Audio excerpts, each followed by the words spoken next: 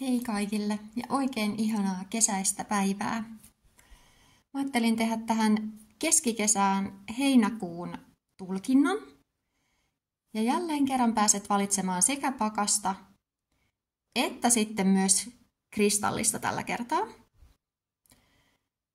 Mulla on tässä karneoli, sitten on tämmönen enkeliaurakristalli sekä obsidiaani.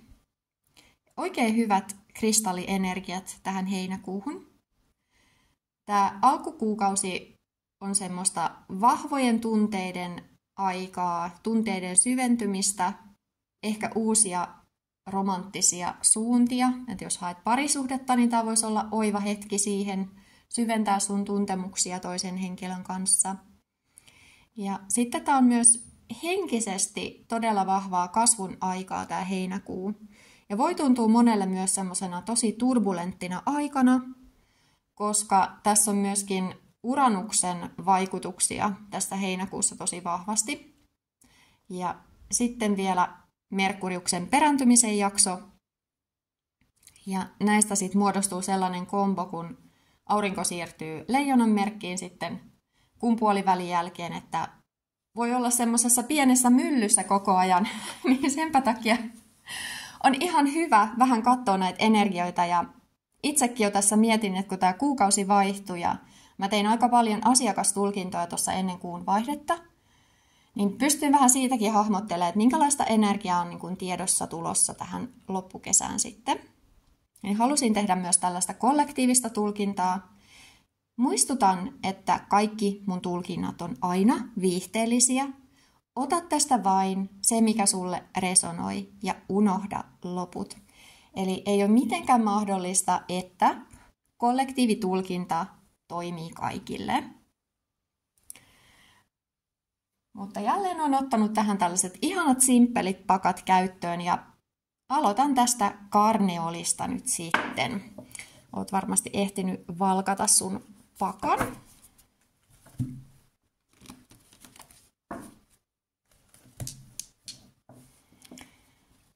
Näin, eli jos valitsit karneolin, niin sitten nämä keijukaisviestit keijukaistarotista on sinulle. Ja sanon tähän alkuun, että mulla on tuossa pari uutta pakkaa, jotka haluan myöskin esitellä. Eli tämän videon lopussa on sitten lyhyt korttiesittely, joita mä oon joskus aikoinaan tehnyt, mutta nykyään on sitten kerinnyt, niin ne on jäänyt vähän vähäisemmälle. Noin. Sieltä nousee useampia kortteja nyt sitten tähän tosi turbulenttiin aikaan. Minkälaista asiaa enkelit, henkioppaat, ylösnousseet mestarit, esi-isät haluaa teille, jotka valitsitte tämän karneolin, viestittää tähän heinäkuulle? Ensimmäiset pari viikkoa tulevat tässä. Siellä on tuota nostalgista tunnelmaa Maljojen kutosen merkeissä. Voi tuntua siltä, että kesä on vasta nyt alkamassa. Ja odotat sellaista niin kuin kukoistuksen hetkeä ja semmoista täydellistä täyttymystä kesän osalta. Ja en yhtään ihmettele, moni on varmaan, joka on ollut nyt lomalla niin kuin minäkin tässä muutaman viikon, niin hämmästellyt sitä, että mitä on tapahtunut Suomen kesälle, missä on meidän kuumat rantakelit. No okei, tässä nyt eilen esimerkiksi oli sitten jo lämpöinen päivä. Mutta noin niin kuin periaatteessa mun kesälomaan on ainakin osunut ihan todella kylmät ja sateiset säät. Et nyt on niin kuin sitä nostalgian kaipuuta, jollain on ehkä tiedosta myöskin reissua ja en yhtään ihmettele. Mutta sitten siellä voi olla henkilöitä, jotka hakee elämäänsä uusia tuttavuuksia. Ja jollekulle on tulossa myöskin joku vanha tuttavuus niin kuin menneiltä vuosilta takaisin elämään. Henkilö, jota hän on kovasti kaivannut. Tämä ei tarvitse välttämättä olla parisuuden mielessä, vaan tämä voi olla sun hyvä ystävä, jota sä et ole nähnyt aikoihin ja te tapaatte. Eli henkilöitä, jotka palaavat, romanssia, ja tämä voi olla todella semmoinen niin kuin odotettu kohtaaminen molempien puolelta. Ja sitten se, että mikä pieni ristiriita siinä on, niin voi olla se, että jos olette jossain kohtaa vaikka päätynyt eri teille jonkun erimielisyyden takia, niin sitten pitää ehkä ensin pikkusen selvitellä sitä, että mitä siinä on silloin tapahtunut oikeasti, miksi olette lähtenyt eri teille, ja vasta sen jälkeen pääsette niin kuin harmoniaan ja tasapainoon. Sitten täällä on lanttien nelosta, ja tästäpä nyt sitten nämä kaksi henkilöä hieman kyräilevät toisiaan, että onko se ollut jotain raha-asiaa, minkä takia te olette erkaantuneet toisistanne. Onko se ollut joku mielipideero, onko se ollut sitten ihan tällaista arkeen liittyvää, että jos se on ollut parisuhde, että se ei ole toiminut teidän välillä. Mutta tässä olisi nyt niin kuin mahdollisuus sellaiseen vanhan ystävyyden tai rakkauden palauttamiseen tasapainoon.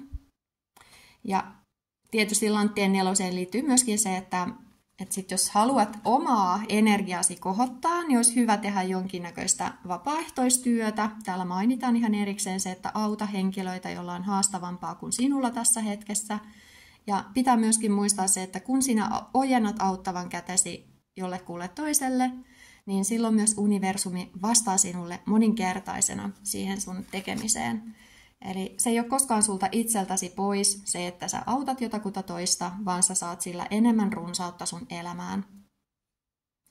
Ja näinpä sitten siellä toisen viikon lopulla on semmoinen onnekkaampi ajanjakso alkamassa, että jos on ollut toi kesäkuu vähän semmoista niin kuin matala painetta, sopii oikein hyvin tähän, niin nyt sitten alkaa se runsauden ajanjakso. Ja se alkaa sulla siellä kesäkuun puolivälistä, kun siellä on toi lanttien 9. Ja miten tämä runsaus nyt sun elämässä sitten ilmenee muuta kuin taloudellisesti ja parisuhteen saralla? Se ilmenee siten, että saat vihdoin viimein sitä oikeutta, mitä olet toivonut, eli jokin asia kääntyy sinun eduksesi. Voit olla niin kuin varma, että jos täällä on ollut se ristiriitatilanne, joka on ehkä jatkunut jo pidemmän aikaa, tai sitten joku rakkauteen liittyvä asia, joka ei ole koskaan päässyt takaisin tasapainoon, niin heinäkuun loppu ja se leijonan merkissä tapahtuva niin kuin tämmöinen vahva uudelleen suuntautuminen, niin se tuo sitten uusia alkuja ja tuo sitä toivottua niin kuin oikeudenmukaista näkökulmaa sun elämään. Ja myöskin tämä toinen henkilö tulee hyvin ymmärtämään sen sinun näkökulman ja tavallaan olemaan jopa sun tukena sitten jatkon osalta. Että jos olet kokenut epäoikeudenmukaisuutta jostain syystä, tämä voi olla jostain pidemmältä menneisyydestä nyt sitten, niin se tulee korjaantumaan tässä kesän aikana, mikä on tosi ihana uutinen sinulle, joka valitsit ton karneolin. No sitten tässä oli puhetta siitä parisuhteesta, sen syvenemisestä, tai sitten jos löytää uuden kumppanin, niin tässähän on nyt sitten täydelliset vastinparit. Okei, tämä on miekkojen merkeissä. Tarottien osalta miekat on aina sellaista niin kuin älyllistä, aika haasteellistakin energiaa, mutta tässä voi olla todella kuninkaan kuningattaren kohtaaminen. Tässä voi olla kahden todella vahvan energian yhteentuleminen, ja nämä on energiat, jotka täydentävät ihan valtavan hyvin toisiaan. Tämä ei voisi olla niin kuin parempi tämä matchi, että jos sä oot toivonut semmoista niin kuin sielun kumppania. Ja mä törmäsin sellaisenkin termiin kuin karmallinen kumppanuus, mihin en ollut aikaisemmin törmännyt. Tiedän tällaisen tantrisen kumppanuuden, mutta on myös sitten tällaista karmallista kumppanuutta, ja tämä voisi viitata siihen. Eli sä oot tämmöinen niin kuin maltillinen, itseorientoituva, hauska tyyppi, avoin tyyppi, mutta myös hyvin niin kuin taitava, älykäs, osaava, eteenpäin menevä. Ja sitten tämä toinen henkilö on erittäin niin kuin tämmöinen, mitä mä sanoisin, unemotional, on vähän hurja tuo kuvaus niin kuin miekkojen kuninkaasta. Et mulle se on ehkä enemmänkin semmoinen henkilö, joka pidättää tunteitaan, mutta hän on kuitenkin oikeudenmukainen, hän on hyvin kokenut, älykäs ihminen, mutta hän saattaa olla tosi pidettyväinen, ja kun sinussa on sitten taas tämä hauska puoli, rento puoli, niin sinä saat sitten myöskin hänestä näitä hyviä piirteitä esiin, että tässä olisi niin kuin oiva kumppanuus.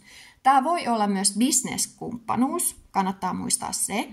Eli jos olet etsimässä uutta työtä, kun täällä oli kuitenkin tätä lanttien energiaa, erityisesti toi lanttien 9, niin tämä on todella hyvä hetki siihen, että closeaat sitten sopimuksia, vaikka siellä on se Merkuriuksen perääntymisen ajanjakso, koska siellä loppukuussa sitten tämä kulminoituu, tämä sun toivomamuutos ja sitten nämä vähän niin kuin matalapaine-energiat aivan toisenlaiseen suuntaan.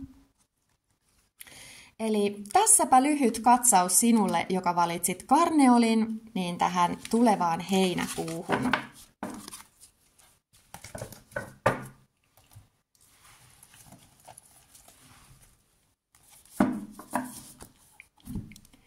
Sitten on enkeli-aura-kvartsin valinneiden tulkinnan vuoro.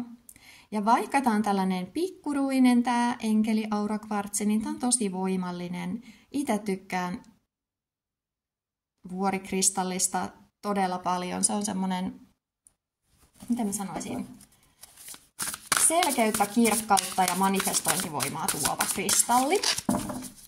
Eli jos sä oot kaivannut sun elämään semmoista niin kuin selkeää suuntaa, visiota, niin vaikka et olisi valinnutkaan juuri tätä pakkaa ja tuota kristallia, niin tämä voi resonoida myös sulle tämä tulkinta. Ja mainitsinkin tuossa edellisenkin tulkinnan alussa, että tähän videon loppuun teen sitten parista uudesta hankkimastani pakasta tuollaista lyhyttä pakkaesittelyä. Niitä mä en ole tehnyt pitkään aikaa, niin mä ajattelin, että nyt on kiva hetki sitten katsoa, kun on tämmöinen sadepäivä, niin vähän sellaisiakin juttuja. Tähän ei nyt nouse kuin 5 korttia sitten. Mutta mitä enkelit, henkioppaat, ylösnouseet mestarit haluavat sanoa teille, jotka valitsitte tämän ihanan aura-kvartsin?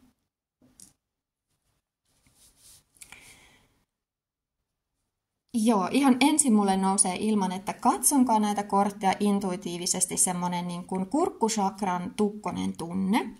Onko niin, että jos niitä esteitä on ollut, niin se on johtunut siitä, että sua ei ole kuunneltu, sun tunteita ei ole huomioitu ja sä et ole sen takia päässyt oikein eteenpäin niissä projekteissa, joita sä oot kuitenkin kovasti pöllön lailla viisaasti edistänyt ja kuitenkin silleen niin kuin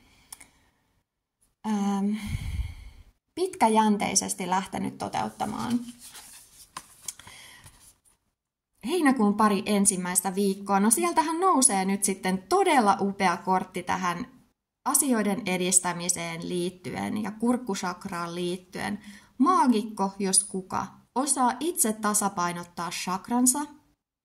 Maagikolla on kaikki tämän maailman sekä meidän näkymättömissä olevan maailman taijat, elementit, manifestointivoima käytettävissään. Hänellä on tällaista niin kuin ikuista ymmärrystä.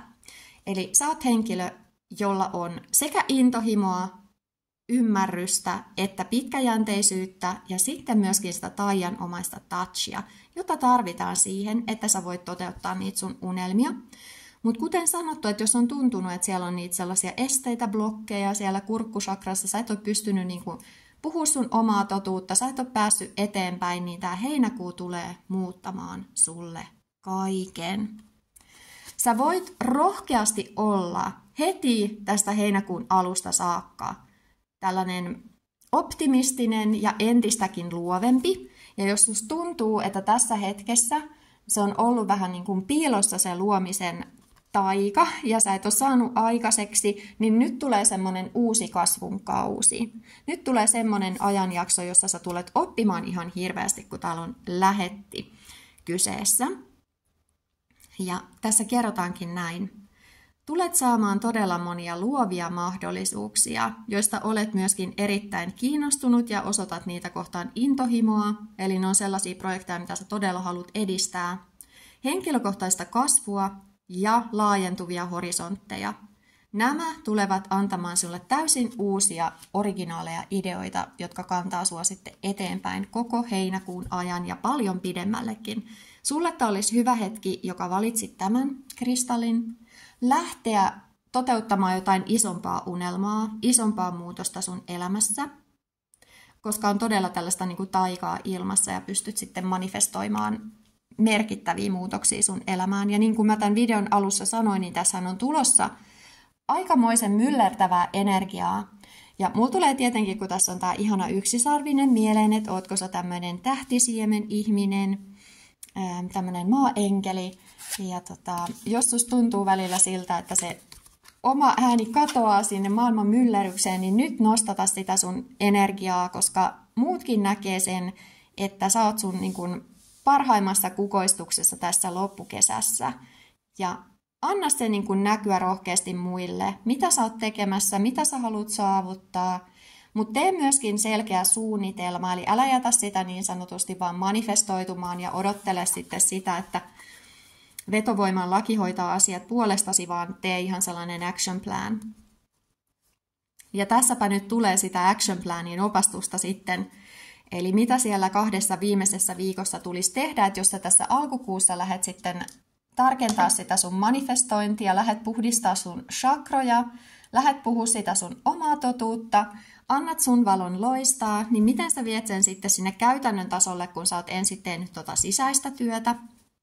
No ensinnäkin se, että etenet loogisesti, olet kiinnostunut asioista, jotka vie sua eteenpäin.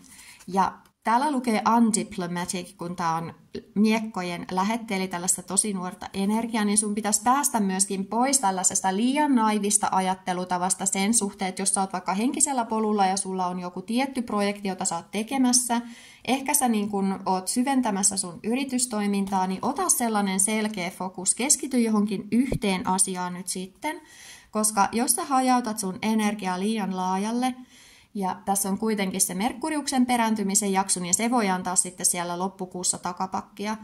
Mutta se, että jos sä keskityt yhteen asiaan, omistaudut sille ja suojat myös sun energian ja tuot siihen projektiin semmoista leikkimieltä, niin sä tulet onnistumaan. Eli täällä on sitten tämä turvallinen lanttien kuningas, joka tuo sulle vaurautta ja hyvinvointia tämän projektin parissa. Eli on todella tärkeää tehdä yksityiskohtainen suunnitelma ennen kuin aloitat tässä uudessa toiminnassasi. Kun sinulla on selkeä suunnitelma, sen jälkeen voit aloittaa välittömästi työskentelyn ja tulet saavuttamaan tavoitteesi. Eli nyt sitten loogista työskentelyä, turha haihattelu pois ja sitten ei muuta kuin keskittymään niihin tärkeisiin projekteihin, tärkeisiin yksittäisiin asioihin, niin sä tulet kyllä onnistuu ihan mahtavasti. Tähän ei tullut muuta kuin tämä Maljojen 5, maljoista eli tunnepuolelta. Tämä voi olla sulle niin kuin tämä heinäkuu enemmän uuden suunnittelua ja tämä liittyy aika pitkälti työhön ilmiselvästi tämä korttipöytä. Niin varaudu siihen, että siellä tunnepuolella voi sitten olla vähän semmoista viivettä. Että aina yritän katsoa myös sitä, että mitä tästä pöydästä ei löydy. No okei, täällä on kaikkia maita. Ja sitten täällä on vielä tämä 1 numero, eli alku, mikä on tosi hyvä, eli silleen tasapainoinen. Mutta monta kertaa, kun on sitten kyse henkisen puolen ihmisistä, jotka katsoo vaikka näitä videoita, niin sitten toivotan aina sitä vahvaa tunne-elementtiä sinne, koska se myös edistää niitä manifestointeja. Ja että täällä on sitten Maljojen 5 nimenomaisesti, mikä ei ole paras Maljojen kortti suinkaan. Niin älä anna semmoisten pienten tunnemyllerrysten viedä sua sitten takaisin sellaiseen niin kuin vähän sekasortoon tai kaaukseen, vaan pidä se sun fokus. Ja tämä tuli itse asiassa myös useammassa niissä asiakastulkinnoissa, mitä mä tein. Ja siellä oli aika monella myöskin tornikorttia. Ja mä tulkitsin sitä niin, että ne sekavat energiat tulee sieltä sun ulkopuolelta aika pitkälti. Et nämä tasonnostot, mitä tässä tapahtuu, tämä niin kuin Schumannin resonanssin vaihtelut ja sitten äitimaan energian kohoaminen asteittain ja sitten kuitenkin niin nopeasti, että keho ei välttämättä pysy siinä perässä, vaikka mieli pysyisi, vaikka sulla olisi todella vahvaa osaamista henkisellä puolella, niin se on sitten se, mikä voi viedä sua vähän sinne tuuliajolle.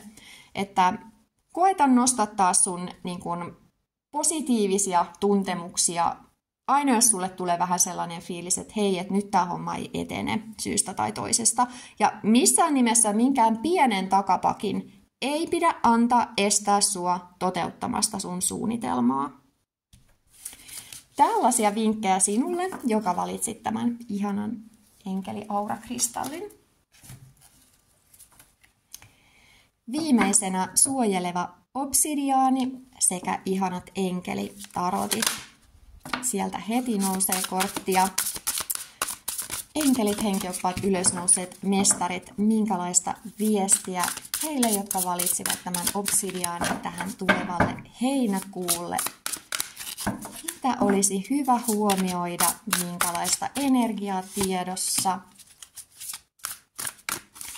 Ja sanoin tuossa muidenkin tulkintojen osalta, että tähän videon loppuun teen sitten lyhyttä pakkaesittelyä, että mulla on tuossa pari korttipakkaa ja vähän aikaa en olekaan näitä pakkaesittelyjä tehnyt, niin nyt on ihan kiva sitten vähän katsoa niitäkin. Joo, tähän nyt sitten nousi 5 korttia teille, jotka valitsitte tämän suojelevan, ihanan, puhdistavan obsidiaanin. Oi, nythän sieltä nouseekin jo merkittävää energiaa. Eli heinäkuun 1.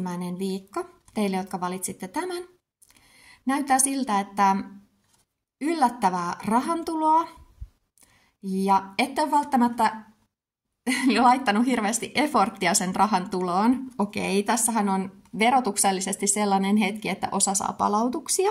Sinä saatat olla yksi heistä. Tämä voi olla myöskin joku mahdollisuus, joka sulle tarjoutuu työn osalta, joka koskee syksyä. Sitten siellä voi olla jonkun velan loppuun maksamista tai jonkun laskun maksamista onnistuneesti. Ja tämä tietenkin myöskin muistuttaa, kun ollaan tienkutonen siitä, että jos sun ympärillä on henkilöitä, jotka tarvitsee apua, niin muista myös antaa apua. Se tasapainottaa sun omaa karmallista energiaa. Ja se vaatiikin tasapainotusta se sun energia, koska täällä on sitten tämä heräämisen kortti. Jokin asia näyttäytyy sulle täysin uudesta näkökulmasta. Sä et voi enää ummistaa silmiäsi siltä, mikä tämä asia ikinä onkaan. Tämä voi liittyä rakkauteen, tämä voi liittyä sun työtehtävään tai tämä voi liittyä sun henkiseen polkuun. Tämä ei ole ehkä kaikkein miellyttävin asia, jota sä joudut kohtaamaan tässä tulevana parin viikon aikana. Mutta tämä on sellainen, joka taatusti pysäyttää sinut. Ja on todella tärkeää, että kun se hetki koittaa, niin pysyt omassa voimassasi, puhut omaa totuuttasi, olet autenttisesti sellainen kuin olet. Jos susta sitten tuntuu, että se on tosi pysäyttävä se tilanne, niin pysäyttävä, että sä et oikein pysty toimimaan, alat lamaantua siinä. Voit pyytää apua enkelimaailmasta. Arkkienkeli Gabriel auttaa tällaisessa tilanteessa, tämmöisessä vahvassa puhdistustyössä solar plexuksen osalta esimerkiksi, että jos on joku luova blokki, tai jos se on joku maailman tilanteessa yllättävä muutos, joka saa sut aivan lamaantumaan, niin silloin tietenkin tällainen vahva enkeliauttaja voi olla tuki ja turva. Sitten heinäkuun 2 viimeistä viikkoa, minkälaista energiaa sinne. Tässä nipussa onkin todella vahvat ison arkanan energiat sitten, eli todella suuria tällaisia karmallisia muutoksia olisi tiedossa. Tämä on niin kuin sun elämän polkua koskevia merkittäviä uusia avauksia. Ja ilmenet tässä tulkinnassa tällaisena vähän noitamaisena hahmona suorastaan. Sitähän tämä sauvojen kuningatar yleensä taroteissa on. Eli hän on tämmöinen itsevarma, älykäs, mutta silti arvonantoa saava, eli hyvällä tavalla itsevarma, lämminhenkinen, mutta kuitenkin todella tämmöinen niin kuin maallisesta potentiaalista poikkeavaa energiaa omaava henkilö. Ja voi niin kuin kohdata todella usein tällainen henkilö sitten sellaista niin kuin varjoenergiaa elämässään. Sitähän kuu on. Ja on monesti pakotettu pysähtymään ja katsomaan niitä asioita todellakin eri vinkkelistä, olipa se rakkautta, työtilannetta, olipa se sitten jotain maailmantilannetta koskevaa. Hän voi olla työtehtävässä, joka on tällainen hyvin humanitäärinen. Hän voi olla niin kuin jossain opetustyössä, lasten kanssa työskentelevä henkilö, koska arkkienkeli Gabriel liitetään lapsiin ja opettamiseen. Ja sitten täällä on vielä tämä hallitsijakortti ja arkkienkeli Mikael. Eli mä sanoisin näin, että varaudu sellaiseen tunnemyllerrykseen, jota sä et ole ehkä hetkeen kokenut, ja tämän voi tuottaa sulle joko uusi ihastus, rakkaus, tai sitten sun nykyinen kumppani. Että teidän parisuhteeseen tulee joku semmoinen taitekohta, joka pistää sut todella miettimään syntyjä syviä. Tämä voi olla myös ajankohta, jolloin sä saat itse erittäin vahvaa ohjausta henkimaailmasta, enkeleiltä, sun oppailta. Ja sun tulisi pysähtyä niiden viestien äärelle, kuunnella niitä, koska ne on universumin vain sinulle kuiskaamia salaisuuksia. Ja niissä on asioita, jotka tulee viemään sua eteenpäin sun henkisellä polulla. Älä anna minkään pelottavan maailmantilanteen suistaa sua sun henkiseltä polulta. Tässä voi olla myöskin sellaista vaikutusta, että joku koittaa tarkoituksellisesti saada sua hämmennyksen tilaan, saada sua ahdistumaan, saada sut pois sun omasta valosta, mikä on tietysti harmillista, jos näin on. Mutta onneksi sä olet aivan äärettömän vahva, mutta silti herkkä ja tunteva ihminen. Eli älä missään nimessä aliarvioi itseäsi, vaan levitä sun siipesi ja lennä. Lennä ehkä poispäin tilanteesta, joka saattaa käydä liian ahdistavaksi, painostavaksi. Se voi käydä liian tällaiseksi hallitsevaksi tai tukahduttavaksi. Mutta tämä Emperor voi tässä tarkoittaa myöskin henkilöä, joka antaa sulle ihan hirvittävän hyviä ohjeita, kuten aina taroteissa tämä hallitsija on. Tämä voi olla sellainenkin maskuliinienergia edustava henkilö, jota sä et ole aiemmin koskaan kohdannut missään. Ja se tulee sulle tämmöiseksi tärkeäksi neuvonantajaksi. Ja hän opastaa sua ajattelemaan asioita sellaisista näkökulmista, mistä et ole niitä aiemmin ymmärtänytkään katsoa. Tämä voi siis edelleen liittyä siihen parisuhteeseen, rahaan, työhön. Ja silloin on hyvä kuunnella niitä neuvoja ja ottaa sieltä ne neuvot, jotka sulle resonoi sun sydämen opastukseen, niin pääset sitten tästä vähän tällaisesta seisahtuneesta energiasta eteenpäin. Se on ehkä paras neuvo tohon. Ja sitten tietysti tässäkin kuussa täysikuu on todella voimallinen, että siihen kannattaa sitten panostaa, jos niitä irtipäästöjä tulee, että tehdä ihan irtipäästörituaalia siellä täydenkuun aikaan, jotta sä sitten pysyt siinä sun omassa voimassasi, jos joku koettaa sua horjuttaa. Ja mikä tämä yleisenergia sulle sitten heinäkuun osalta on se, että on enemmän henkistä työskentelyä. Että jos jollakulla oli tuossa edellisessä pakassa justiin niin konkreettista tekemistä kuin voi olla uuden suunnittelua ja tarkkojen päivämäärien asettamista ja suunnitelmien laatimista, niin sulla on tällaista syvällistä työskentelyä omien varjojen ja kollektiivisten varjojen kanssa. Ja mulle itselle myöskin nousi tuossa yhdessä asiakastulkinnassa niin vahvasti tällainen varjoenergia esiin, että on toinen kerta mun tällä tulkitsijan uralla, kun mun oli pakko kieltäytyä tekemästä asiakkaalle tulkintaa. Ja siis kuukorttihan ei ole sinällänsä negatiivinen ja se edustaa feminiinistä voimaa, mutta siinä on myös aina se salattu puoli. Jotain sellaista, mitä sulle ei kerrota, mistä sulle ei anneta tietoa, mistä sä et pääse perille, vaikka kuinka kyselisit, tai sulle voidaan antaa tietoa, joka ei pidä paikkaansa. Tämä nyt liittynyt varsinaisesti tähän henkilöön, joka multa tulkintaa pyysi tietenkään, vaan yleisellä tasolla, että jos te kohtaatte semmoista vahvaa varjoenergiaa, työskentelette vaikka henkisellä alalla tai teitä kiinnostaa tämä aihe, niin menkää tosi syvälle sinne juurisyihin, että mikä niitä varjoja tuottaa, mistä johtuu, että ne ilmenee teidän elämään, miksi juuri nämä henkilöt, jotka sitten haluaa ehkä painaa teitä alas, niin ovat siinä teidän ympyröissä mukana. Et tehkää sitä puhdistustyötä, tehkää sitä suojaustyötä, mitä toi musta obsidiaanikin vähän heijastelee. Älkää päästäkö itseänne liian helpolla ja pysykää siinä omassa voimassa ja ylläpitäkää semmoinen hyvä turvallisuuden tunne että mihinkään pelkoenergiaan älkää lähtekö mukaan, niin silloin tämä heinäkuu tulee näyttäytymään teille myöskin sellaisena runsauden kuukautena ja onnistumisten kuukautena. Joo, tuollaista tuli enkelikorteista tällä kertaa. Ja siinä oli tulkinnat.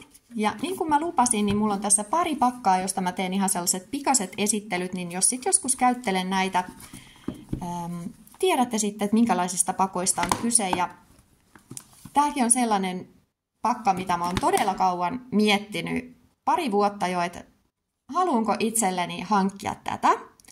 Ja päädyin sitten hankkimaan tämän ja on tosi iloinen, se tuli tänään postissa, että otin tämän pakan nyt sitten itselleni vihdoin viimein. Ja tämä on sellainen pakka, jossa on todella kesäiset energiat. Eli tämä sopii juuri erinomaisesti tähän ravun hetkeen ja ajattelin itselleni tehdä tästä tulkintaa. Tässä on aivan ihana tämmöinen merenneito-teema. Ja kuten aina, mä en osaisi lausua Llewellynin pakat, niin nämä on aina tällaisia tosi virkistäviä, ihania aiheiltaan. Eli täällä on tosi paljon sellaisia noita teemoja heillä tällä kyseisellä kustantajalla. Ja sitten on näitä vikkateemaisia pakkoja ja sitten on todella tämmöisiä niin kuin satuaiheisia fantasiapakkoja. Tietysti näissä fantasiapakoissa on se, että sitten ne ei aina kaikille resonoi, koska ne on niin tarinallisia, että se täytyy sanoa. Mutta niitä voi tulkita kuten perinteistä tarottia sitten totta kai. Mutta tässä on aivan oma tarinansa. Ja pääsen nyt sitten lukemaan tuota kirjaa tosta ja katselen, että minkälaisia tulkintoja mä näillä saan aikaiseksi. Ja mulle tää on nyt tää heinäkuun alku ja tuossa toi edellinenkin viikko niin kun näyttäytynyt sellaisten tosi syvällisten tunteiden käsittelyn ajanjaksona. Ja tietysti kun mä oon kalat energialta, niin kuin aurinkomerkiltä, niin tää on sellainen pakka, joka tietysti mulle resonoi myöskin. Ja jotenkin tää ravun aika on niin kun nostattanut kyllä tosi vahvoja tunteita ja muistoja myöskin menneistä.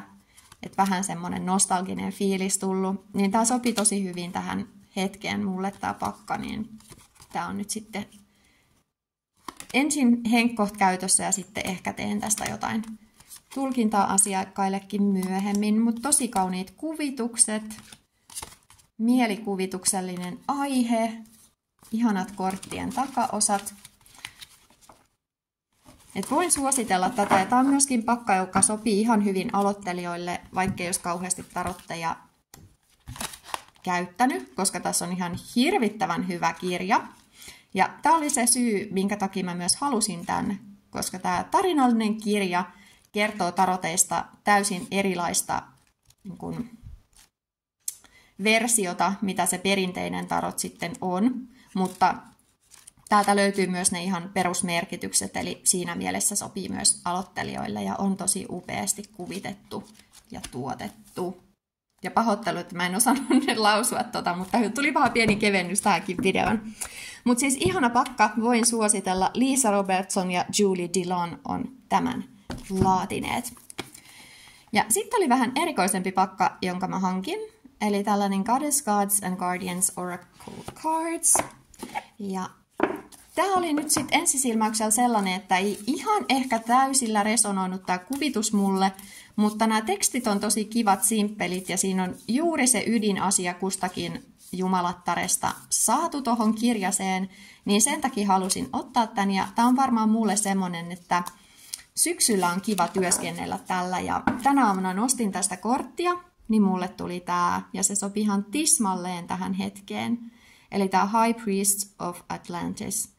Ja tässä kehotettiin mua keskittymään reikin harjoittamiseen. No joo, ihan mahtavaa. Mä oon siis kirjoittamassa sitä reikikirjaa.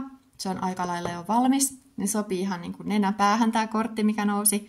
Ja sitten se, että siinä mun kanavoimassa reikihoidossa, joka on siis mun oma reikiversioni, niin siinä nimenomaan käytetään tätä 12 chakran järjestelmää, niin se oli tosi hauskaa, että tämä kortti nousi mulle siihen.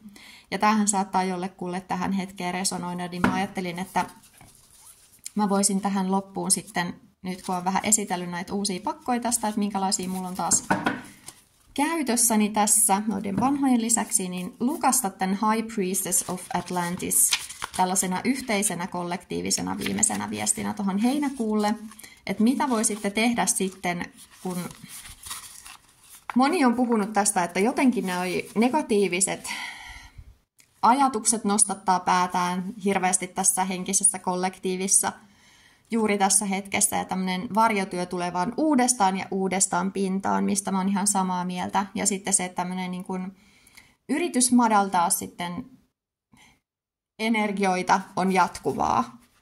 Ja olen kohdannut sitä itsekin, niin tää oli ihana, kun täältä sitten ilmestyi tämä atlantislainen pappi. On hyvä hetki puhdistaa chakrojasi. Ruoki henkisiä keskuksiasi, eli chakrojasi, ja harmonisoi niitä. Atlantiksen kultaisella aikakaudella, joka kesti 1500 vuotta, ja oli yksi henkisesti erikoisimmista ajanjaksoista maan historiassa, eli maapallon historiassa, oli tällainen Atlantiksen kulttuuri. Ja atlantislaiset hyödynsivät 12 chakran järjestelmää ennemmin kuin tätä 7 chakran perinteistä järjestelmää, ja monelle tämä onkin tuttu juttu. He käyttivät lahjojaan, joita oli energiahoitaminen, telepatia, pyhä intuitio sekä erilaiset rituaalit puhdistamaan koko maan Gaian energiaa. Ja tämä ylipappi on atlantislainen mestari. Hän hallitsee kristallit, väreillä hoitamisen, äänillä hoitamisen sekä chakrojen tasapainottamisen. Ja sana chakrahan on sanskriittia ja tarkoittaa pyörää. Ja meillä on ne 7 peruschakraa, jotka sitten pyörii niin kuin visuaalisesti ympäri, tietenkään ette näe niitä, vaan ne on keskuksia sun kehossa. Eli siellä on se punainen, oranssi, keltainen, vihreä, sininen, indigo ja violetti väri. Mutta tosiaan atlantislaisilla peräti 12 chakraa oli käytössään. Ja tämä hetki on siis sellainen kollektiivisesti, että tässä koitetaan nimenomaan saattaa ihmisiä epätasapainoon näiden chakrojen osalta ja erityisesti estää sitä, että noita korkeampia chakroja ei kukaan saisi avautumaan, että yritetään niin kuin pitää ihmiset siinä peruselämässä kiinni. Mutta sitten kun sä oot saavuttanut sen tietyn harmonian ja hyvinvoinnin ja vähän näet niiden verhojen taakse, mitä 3D-maailma sulle asettaa, niin sen jälkeen sä pystyt tasapainottaa sun chakroja myöskin elämän energian osalta näiden 12 ja useammankin chakran puitteissa. Eli itse asiassa, jos puhutaan sitten hindulaisesta perinteestä, niin chakroja on jopa 100. Että tämä on nyt vähän tämmöinen yksinkertaistetumpi versio sitten. Ja jos sinä tunnet olosi tässä hetkessä jotenkin epämaadoittuneeksi, tai sinun luovat voimasi ovat tukkeessa, tai oot ylitunteellinen tai et saa kosketusta sun tunteisiin tarpeeksi syvällä ja hyvällä tavalla, tai saattaa olla, että et saa omaa ääntäsi kuulumiin, et pysty asettamaan tarpeeksi vahvoja rajoja, et pysty luottamaan sisäiseen tietoisi, tai tuntuu, että et näe koko kuvaa. Itse asiassa joka ikinen näistä jutuista tuli muuten noissa kaikissa tulkinnoissa, jos nyt miettii noita 3, mitä mä tein tossa, niin siellä oli vähän näitä samoja teemoja. Sitten voi olla myöskin se, että tulee jotain ihan fyysisiä kremppoja. Niin äläpä nytten tässä hetkessä masennu, vaan päinvastoin. Tämä on se hetki, kun sä aloitat vielä syvemmän työn. Se on sun tärkein asia tässä hetkessä. Aloittaa semmoinen syvä puhdistustyö. Ja kun sä aloitat sitä puhdistustyötä, niin aloitat tietenkin aina itsestäsi. Eli se ei auta, että sä teet sitä työtä muille tai muiden puolesta, vaan se, että sun oma kanava on mahdollisimman puhdas ja auki ja mahdollisimman autenttinen, niin se on se tie siihen, että se puhdistaa koko kollektiivia. Joten ota omaa aikaa tässä heinäkuussa. Aseta niitä prioriteetteja, mitä sä haluat lähteä sitten niin kuin syksyllä rakentamaan tavoitteiksi, manifestoinneiksi, mitä sä haluat tuoda sun elämään. Osalle tämä tilanne on jo siinä, että ollaan jo siellä niin kuin suunnittelun loppuvaiheessa, osa on vasta siellä manifestoinnin askelissa. Mutta kaikille tämä on yhtä tärkeä hetki.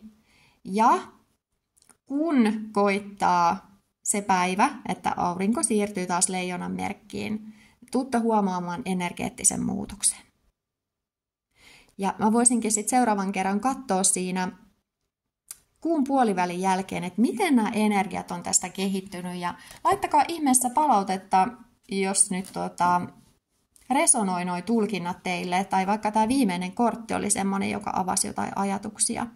Niin mä voin kyllä myöskin tuonne kommenttikenttään vastailla, ja koska mulla itsellä muuttui tässä tämä työtilanne niin erikoisella tavalla, oikeastaan niin kuin kaikki muuttui ihan muutamien viikkojen sisällä, niin mä olen täällä koko kesän niin kuin tavoitettavissa kyllä. Että jos tulee sitten joku semmoinen niin kuin tulkintapyyntö tai hoitopyyntö tai joku semmoinen, jossa mä voin olla avuksi. Ja nyt mä sanon sitten vielä tämän, että mulla on kollegoja ja tuttuja, jotka tekee kans hoitoja, tulkintoja, shamanistista työtä.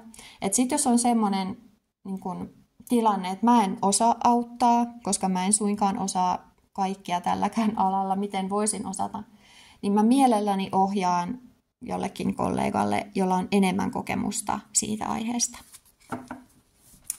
Yes. Tällaisia viestejä, tällaisia pakkoja, tällaista tunnelmaa mä aistin tähän heinäkuuhun. Minkälaista tunnelmaa sä aistit?